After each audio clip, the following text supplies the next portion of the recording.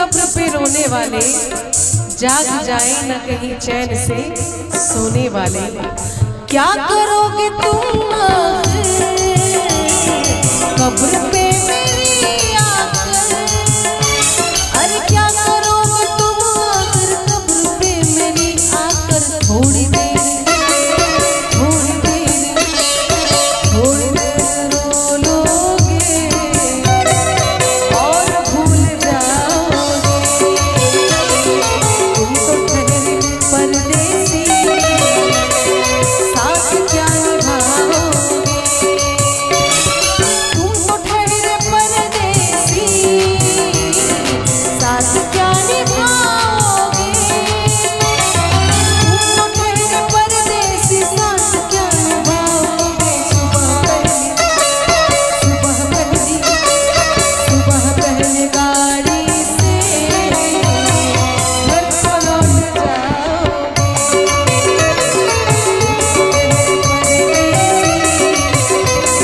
साथ क्या निभाओगे।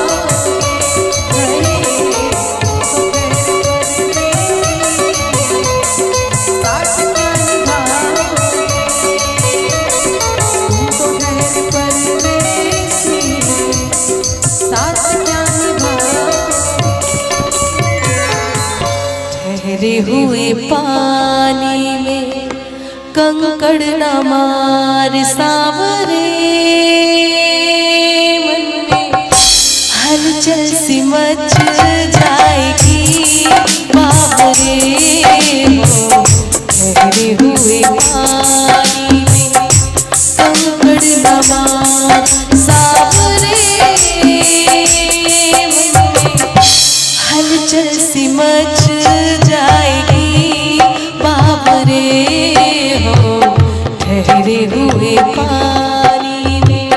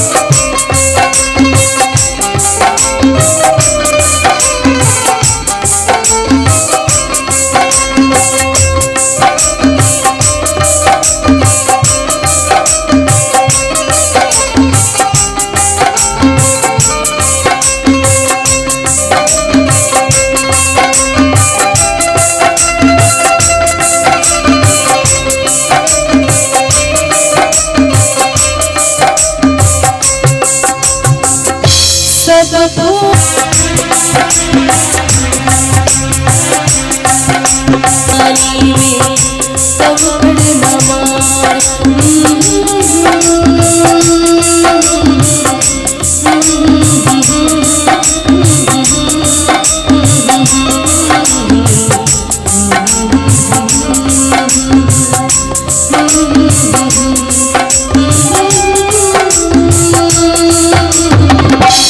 हलचल सी मच जाएगी बावरे।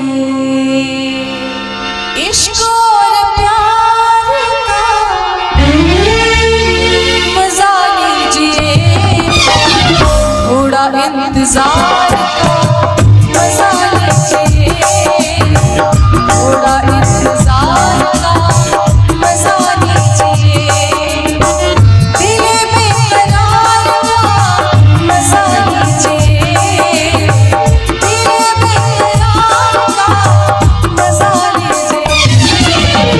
थोड़ा इंतजार का मजा लीजिए, थोड़ा इंतजार का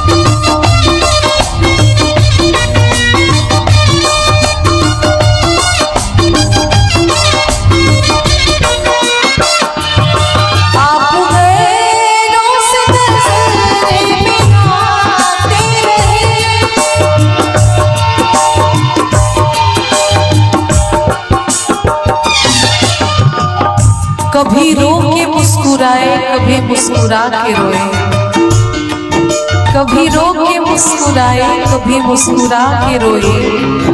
जब भी तेरी याद आई खुद को भुला के रोए। मुस्कुराए तो भी मुस्कुरा के रोए, जब भी तेरी याद आई खुद को भुला के रोए। एक तेरा ही तो नाम था जिसे 1000 बार लिखा, एक तेरा ही तो नाम था जिसे 1000 बार लिखा, जितना लिख के खुश हुए उससे ज्यादा मिटा के रोए।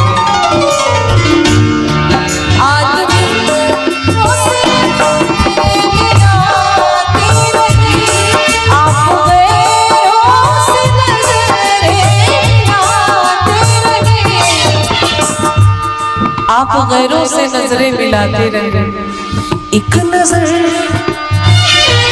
बस एक नजर हमने देखा तो क्या हो गया, एक नजर हमने देखा तो क्या हो गया।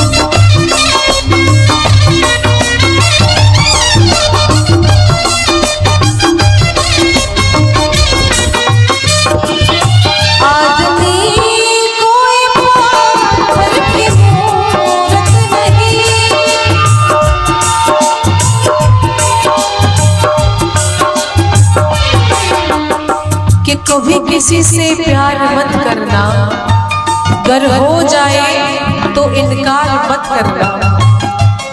कभी किसी से प्यार मत करना, गर हो जाए तो इनकार मत करना।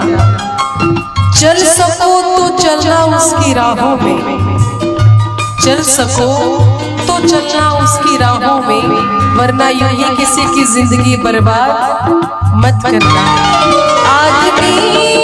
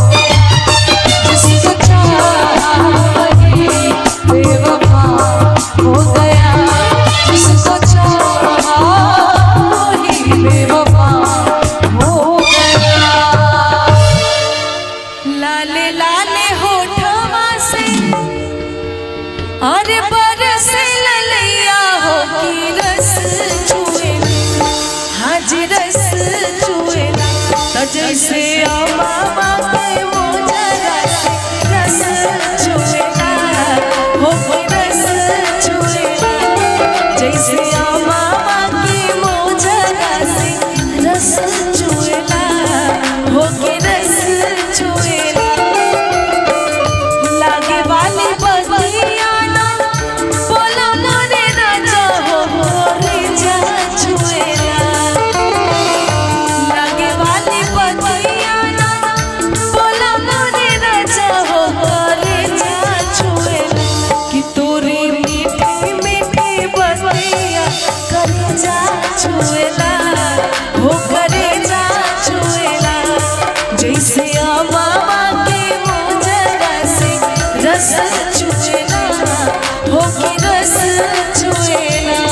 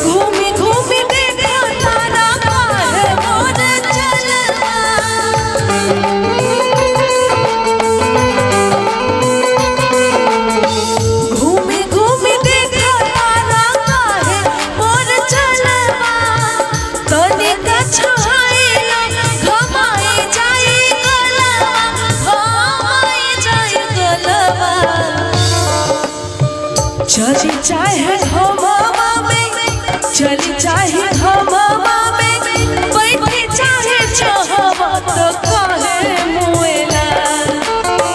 चली चाहे हवा में, बैठे चाहे चाहवा हो काहे मुएला। गोरे गलबा के पीछे केहू काहे मुएला, हो के काहे मुएला। जैसे चुएला हो के रस चुएला, लाले लाले होठवा से बरसे ललैया हो के रस चुएला। लाले लाले होठवा से बरसे ललैया हो के रस चुएला। तो जैसे मामा के मोजरा से रस चुएला हो के रस चुएला। जैसे मामा के मोजरा से रस चुएला, रस चुएला। तोहरे मीठे मीठे बोले कलेजा चुएला, हो कलेजा चुएला।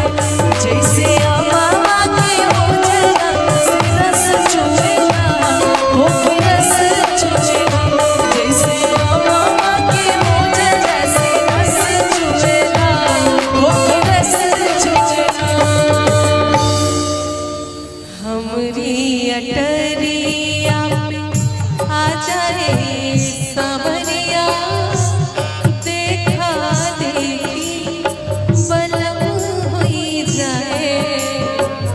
हमरी अटरिया आ जाए सावरिया, देखा देखी तनिक हुई जाए। हमरी अटरिया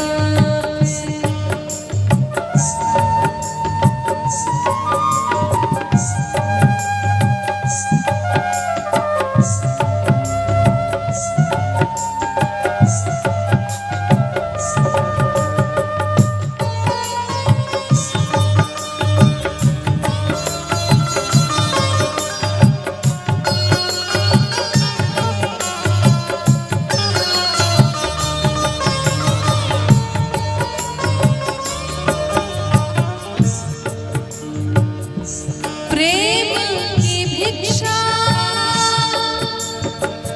मांगे भिखारन, लाज हमारी रखियो साजन। प्रेम की भिक्षा। ये जितने भी लोग बैठे हैं सबकी माँ के लिए, क्योंकि अगर माँ ना रहे तो पिता जो है वो आपका पालन पोषण कर सकते हैं, लेकिन माँ का रूप नहीं निभा सकते। लेकिन माँ जो है वो समय आने पे पिता भी बन जाती है और योद्धा की तरह अपने बच्चों के साथ खड़ी रहती है। तो माँ की कमी को कोई पूरा नहीं कर सकता, चाहे कोई कितना ही अपना क्यों ना हो।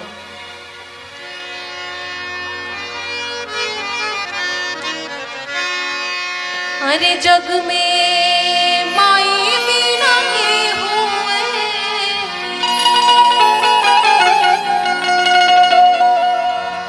जग में माई बिना के हुए, सहाय न होई हो, सहाय न होई के हो। कितनो दुलारी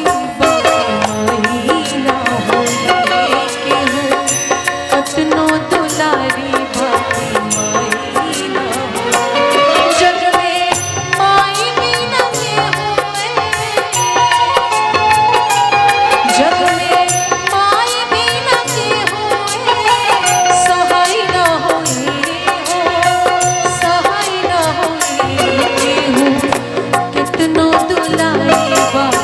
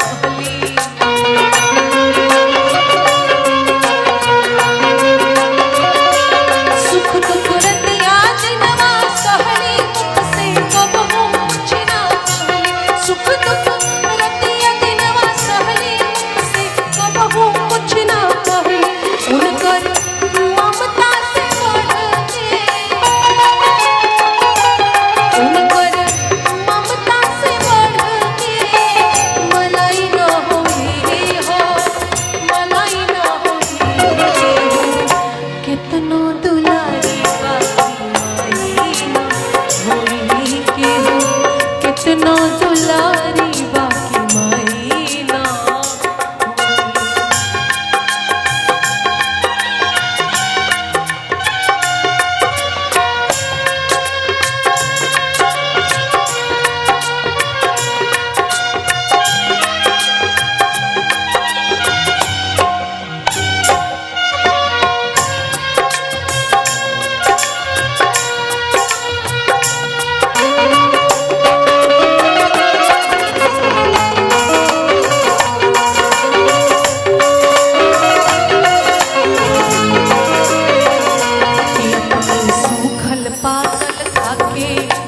सबके धर्म बचा के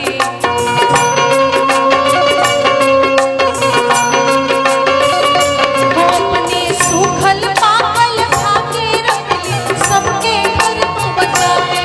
अपने सूखल पाकल खाके रख ली सबके धर्म बचा के।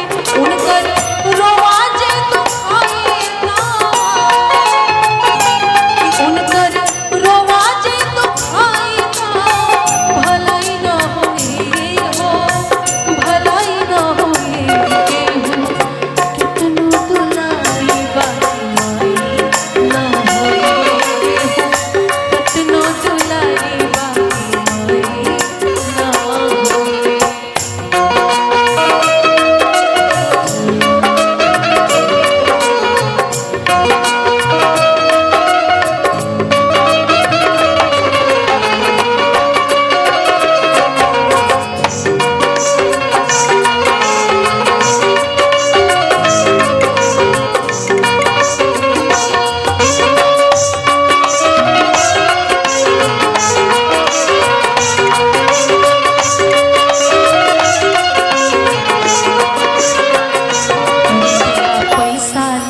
कमैबा सुंदर रंग महल बनवैबा।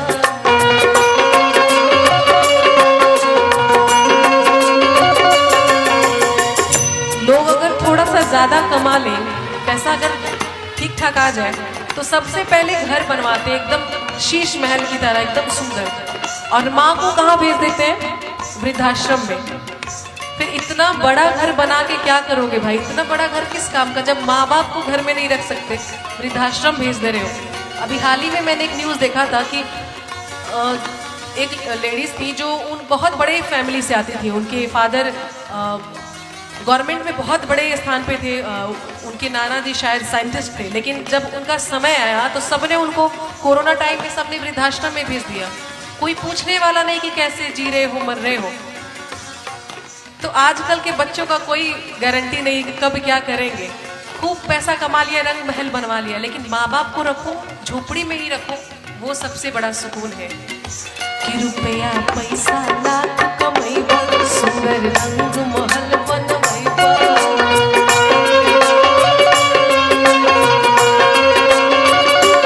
रुपया पैसा लाख कमैबा सुंदर रंग महल बनवैबा। पैसा लाख कमैबा सुंदर रंग महल बनवैबा। उनकर सेवा से बढ़ के,